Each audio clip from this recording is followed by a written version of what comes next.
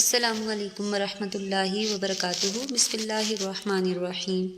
علمی حیاتیات کے مطابق ہمارا جسم دو مقاصد کے لیے بنایا گیا ہے، ایک ہے بقا یعنی اپنے آپ کو زندہ رکھنا، اور دوسرا ہے افزائش نسل یعنی جنسی عمل سے ایک نئے انسان کو جنم دینا۔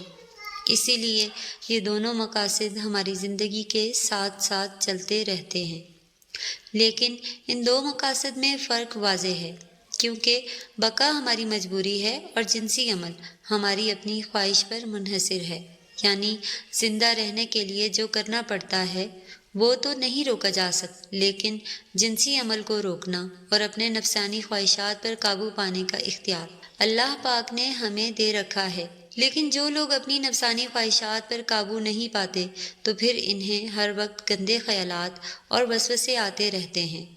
اکثر لوگوں کے ساتھ یہ بھی ہوتا ہے کہ وہ اس بات کو سوچنے پر مجبور ہو جاتے ہیں کہ ایسا بس ہمارے ساتھ ہی کیوں ہوتا ہے۔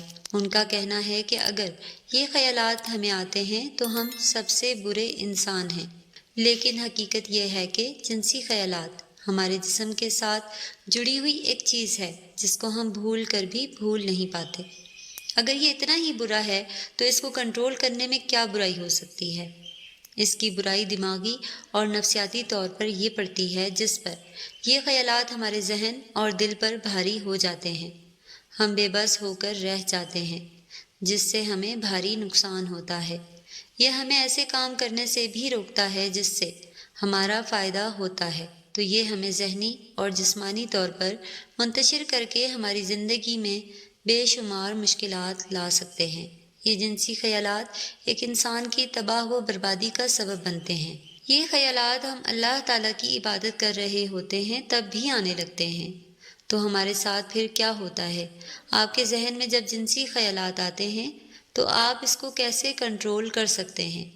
اکثر و بیشتر ایسا ہوتا ہے کہ حالت نماز میں خشوع و خضوع نہیں رہتا، انسان کا دھیان ادھر ادھر بھٹکنے لگتا ہے، دنیاوی خیالات دل و دماغ کو گھیر لیتے ہیں۔ انسان بظاہر ارکان نماز ادا کر رہا ہوتا ہے مگر اس کی توجہ کہیں اور ہوتی ہے۔ نماز میں وسوسے یا دنیاوی خیالات کا آنا بہت عام بات ہے، اسی لیے رسول اکرم صلی اللہ علیہ وآلہ وسلم نے فرمایا، میری امت سب سے پہلے جس شے سے محروم ہوگی وہ خشوع ہے۔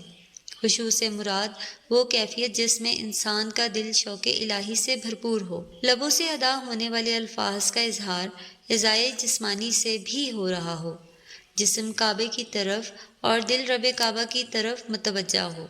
اگرچہ نماز میں دنیاوی خیالات یا وسوسوں کا آنا، اس سے نماز کی صحت و قبولیت پر کوئی اثر نہیں ہوتا، یہ نماز کے عدم قبولیت یا رب تعالیٰ کی ناراضگی کا باعث بھی نہیں۔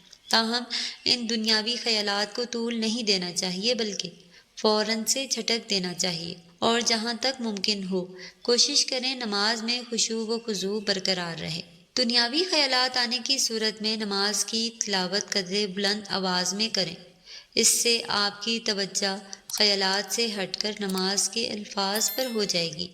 مزید یہ کہ کچھ صورتوں یا آیات کا ترجمہ یاد کر لیں اور نماز میں ان کی تلاوت کریں۔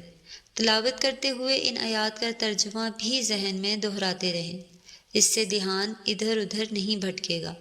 وسوسہ بیماری کی قسم ہے جو کہ شیطان کے انسان پر حاوی ہونے کی وجہ سے پیدا ہوتی ہے، یا پھر نفس امارہ کا جب غلبہ ہو تب وسوسے آتے ہیں۔ اسی لیے وسوسوں کا علاج ایمان کو قوی بنانے سے ہوگا، نیز شیطان کے راستوں کو کمزور بنانے سے علاج میں مدد ملے گی۔ آپ کثرت کے ساتھ نیکیاں کریں، اللہ کی جانب رجوع کریں اور زیادہ سے زیادہ ذکر و تسبیح اور استغفار کریں، نماز کی طرف لوٹیں، اللہ کے سامنے گڑ گڑائیں، اللہ پاک آپ کی دعاؤں کو قبول فرمائے گا۔ اللہ تعالیٰ تو بندے سے بھی زیادہ رحم کرنے والا ہے۔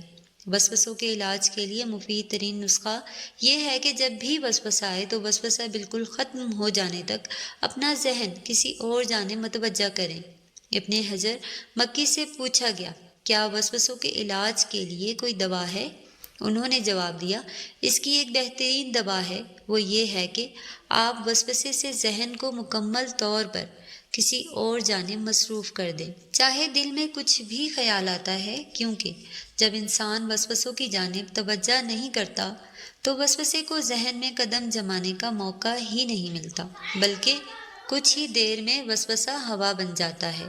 یہ بہت ہی بہترین نسخہ ہے، بہت سے لوگ اس کو اپنا کر کامیاب ہو چکے ہیں، لیکن اگر کوئی شخص وسوسوں کے پیچھے لگ جائے اور وسوسوں کے مطابق عمل کرنے لگے تو پھر وسوسے تسلسل کے ساتھ آنا شروع ہو جاتے ہیں اور انسان کو پاگل بنا دیتے ہیں، بلکہ پاگلوں سے بھی برا حشر کر دیتے ہیں۔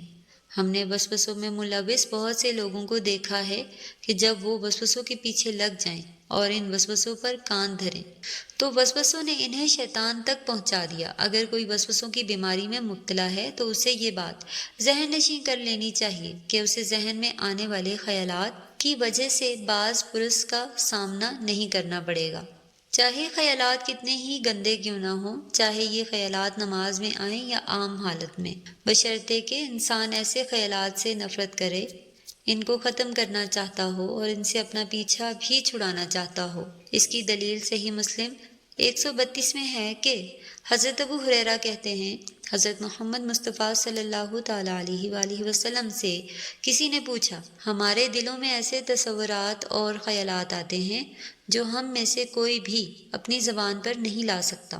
اس پر آپ صلی اللہ تعالیٰ علیہ وآلہ وسلم نے پوچھا، کیا اسے بیان کرنے سے ناگواری تم نے اپنے دل میں پالی ہے؟ انہوں نے کہا جی ہاں، تو آپ صلی اللہ تعالیٰ علیہ وآلہ وسلم نے فرمایا، یہی صریح ایمان ہے۔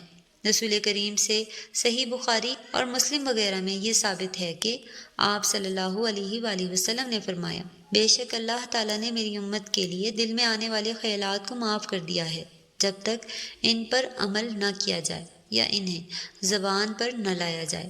رسول اللہ صلی اللہ علیہ وآلہ وسلم کا بھی یہ فرمان ہے، لوگ سوالات کرتے ہوئے بڑھتے چلے جائیں گے یہاں تک کہ کہا جائے گا یہ تو اللہ کی پیدا کردہ مخلوق ہے، تو اللہ کو کس نے پیدا کیا؟ چنانچہ اگر کسی کے دل میں یہ بات آئے تو کہہ دے، میں اللہ اور اس کے رسولوں پر ایمان لایا۔